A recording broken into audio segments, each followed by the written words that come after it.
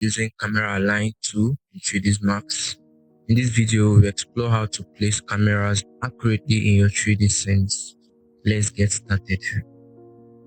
Alright, first of all, we create a camera by going to the Create panel and then selecting the camera you want to use. After that, place a camera in your scene.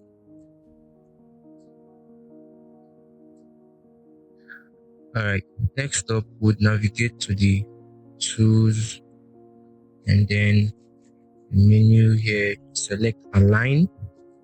Alright, you hold right click and from this drop down, you select the Camera Align tool. Now with your camera selected, just like I have here, you can select the desired object or surface you want to align your camera to. Alright,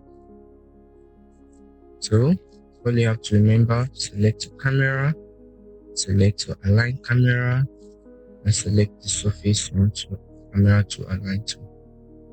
Alright, so that's it for your Camera Align 2 in 3ds Max.